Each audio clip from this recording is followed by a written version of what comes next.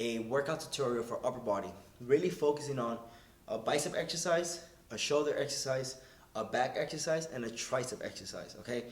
The reason why I'm not touching on chest is because I feel like these 4 exercises for upper body are traditional for both male and female clients. So just based on the fact that I don't know who my audience is yet, I don't know who's watching these videos, I don't know who's following along, I'm going to tailor the workouts to beginners. I'm going to tailor the workouts for like a generic crowd, okay? So everyone anyone can learn from these tips and tutorials. It's not modified for any specific person, okay? With that said, the first exercise is an exercise known pretty much for anyone who's interested in getting into the gym, and that's your dumbbell curl, your bicep curl, as your isolation curl. There's many names for it. Basically, what we're gonna go ahead and do is we're gonna train the bicep. The bicep is this muscle right here. All right, so I'm gonna grab 2 10-pound dumbbells. You can grab 5-pound dumbbells. You can use resistance bands, but in this case, the dumbbells, the reason why I'm showing you with the dumbbells is because most of you guys, if any, beginner clients that I work with who are usually beginners, tend to want to work out at home, tend to want to work out in private, so they don't have a full gym, full equipment. They usually just want to work with dumbbells. Most of my online programs, the clients are like, can you make a plan for me to follow at home, for me to go ahead and use dumbbells with? So that's why these exercises are tailored to just dumbbells, all right? So I'm gonna grab the 10-pound dumbbells, and what I wanna first go ahead and do is show you guys how you should not be doing the exercise. So I go to the gyms a lot, and I see a lot of guys just swinging dumbbells up. You know, they're just doing this, using their whole body, you know, or they're leaning back, right? This is all incorrect. That's all improper. When you want to do a dumbbell bicep curl, the first thing you want to do is you want to squeeze your butt. You want to squeeze your butt so you force your body to stand up straight. Then you want to tuck in your elbows next to your obliques, next to your hips, and you want to supinate, in this case, which is contract. Right? You want to contract the bicep up, dumbbell, just like that, and you want to bring it right back down as you exhale. Inhale and release. All right? You want to repeat that motion for about 10 to 12 reps, just like that. Now, if you notice, right at the end, I'm rotating the pinky outward, and that's going to really help with the contraction at the top of the peak of the bicep. Okay? Another secret that I've learned is, I tell my clients, when you grab the dumbbells, grab them closer to the edge of this side. So gravity is pulling the dumbbell downwards. It makes it easier for you when you contract the bicep and you rotate the pinky. Gravity's already pulling on this side of the dumbbell because of the way you're grabbing it. As to if you were grabbing it like this, then when you were to rotate the pinky, you will feel that it's a little harder. Okay? So you can just do, I'll show you guys one more time. You could do both arms at the same time, just like that. Elbows tucked in, butt tight, no swinging, no momentum. Usually when we find that you're swinging, the dumbbell is too heavy, okay? If you really want to put all the concentration on the bicep, if you want to put all the concentration on the bicep, you don't want to put it on the shoulders, you don't want to use your torso, you don't want to use your legs. So if you go heavy, let's say you're like, okay, I want bigger arms, or I want to get rid of the fat on my arms, so I'm going to do dumbbell curls, I'm going to do bicep curls, I'm going to do these exercises, and you go and you grab 40-pound dumbbells that are heavy for you, and you find yourself swinging the dumbbell or using your body to make it to curl if you find yourself using your body to do a proper curl, you got to realize that you're not really focused on the bicep. You're putting a lot of shoulder into it, a lot of front delt, you're putting a lot of momentum into the exercise. You're better off dropping the weight 20 to 10 pounds, okay?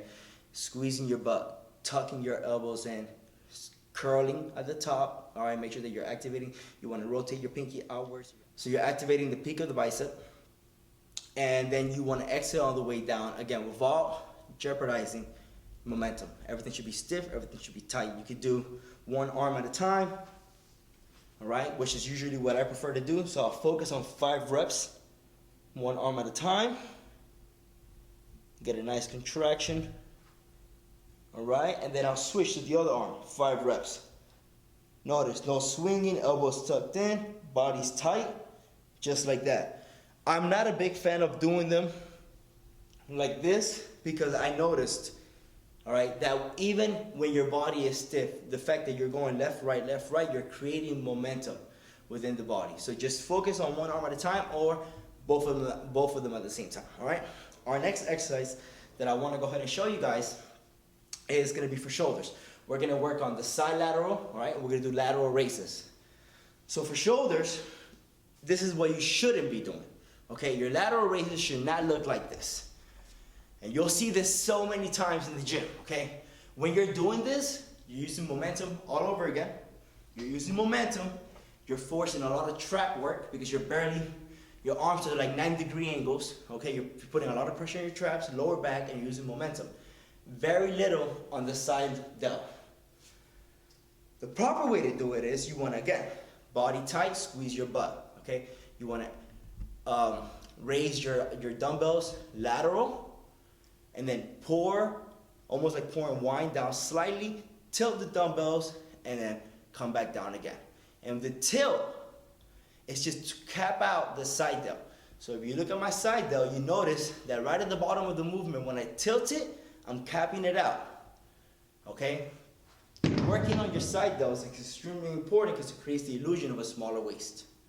So you really want to go ahead and create that X frame. Small waist, broad shoulders. For guys. For girls, also it's just nice. It looks good in a dress when you're wearing a dress and just everyday life, you know, to have nice, tight, defined, feminine shoulders, okay? So just keep that in mind. You don't want to have the dumbbells in front of you. You don't want to be swinging upwards. The dumbbells should be by your side. You want to come up, slightly tilt your thumbs towards the ground, or visualize your pinkies tilting towards the roof. Not a full tilt, okay? But if you notice here, here's the movement by itself, right? Here's the movement by itself with no tilt, and you look at the side delt. And then the minute you tilt it, you see how it caps out. Okay, you want to create that cap right there. Here's it regular, you don't see any cap. Then you go up and you tilt it, and there you see your cap right there. Okay, our next exercise that I want to touch base on, so we went over biceps, we went over side delts, lateral raises, bicep curls, all with dumbbells. Our next exercise is going to be a dumbbell row.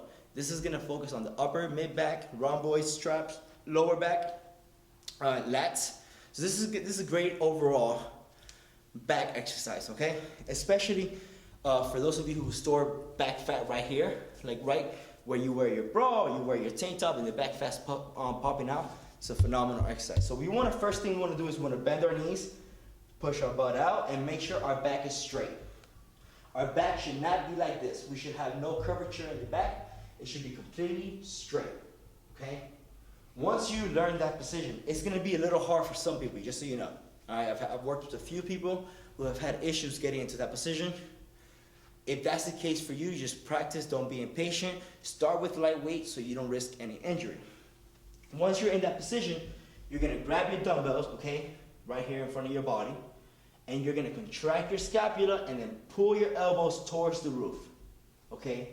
So you want to pull, almost like two pull movements, one to contract the scapula and one to drive the elbows towards the roof, okay? Dumbbells should be going towards the belly button. They should not be up here. They should not be back here. They should be going towards the belly button, just like that. Okay, you want to inhale on the way up, exhale on the way down. And then our last exercise for today's upper body workout tutorial is going to be tricep extensions, dumbbell tricep extensions. Some people call them kickbacks. In this case, we just call them overhead tricep extensions. So this is the most basic beginner way to do a dumbbell tricep extension. It's going to work on the long head of the tricep, which is where most people store their back fat. That's going to be this part of the back of the arm, all right? First thing we want to do is we want to grab the dumbbells by its sides, just like this, all right? We want to tuck our elbows inward, so our elbows should be tucked inward like this here. They should not be like that. They should be tucked in inward. We want to extend, locking out the elbows, squeezing the triceps, come back down for a full stretch. Now you notice I'm not leaning back, I'm not leaning forward. And the only way to keep your body straight like that, believe it or not, try it, all right? If you guys try it, you'll see what I'm talking about. Squeeze your butt. When you squeeze your butt, you're forcing your tailbone on your lower back to keep you straight. So you squeeze your butt, and then you do the motion. It's gonna make your whole entire body stiff. Once you get used to it, it's also gonna make a big difference with your momentum. You'll notice that because you're keeping your body stiff, you're not swinging so much. And swinging is just helping you move the weight. You want your muscles to create the contractions and move the weight. You don't want your body to create momentum and you're going against gravity. At the end of the day, you're in the gym putting in this work so your body can change. So you can get in better shape, so you can get healthier, so you can get stronger. Whatever your reasons might be, you don't want to create an injury because you're going heavier in weight and you're using momentum. Okay, again, this is for all beginners. I know there might be some people out there who are a little more advanced, and there might be, some of you might be saying, oh, but I do push reps, or I do force reps, or I have a spotter, and I always try to rep out an extra couple, so I use a little bit of momentum to get, and that's fine, but this is not for you guys. This is for the beginners, as of right now, who don't have that much experience in the gym and want to get started. That's the whole entire purpose of this project. But with that said, if there's any of you who are following along right now, and you're like, listen, I'm not super advanced, but I'm not super beginner either, and this is too basic for me, comment down below on what you want to see, on what you would want me to touch base on. It's 90 days, 90 videos, so I'm pretty sure I will definitely have the opportunity to cover everyone's questions. Just comment below if you have any questions or any concerns or any ideas on what you want to see in these 90 days. And that's pretty much it, guys, for day 8 of Project Beachbody. Thank you guys so much for tuning in, following along if you are. If you guys can, like the video, even if it's just one like, it motivates me to continue making these videos for you guys. I'll see you tomorrow for day 9.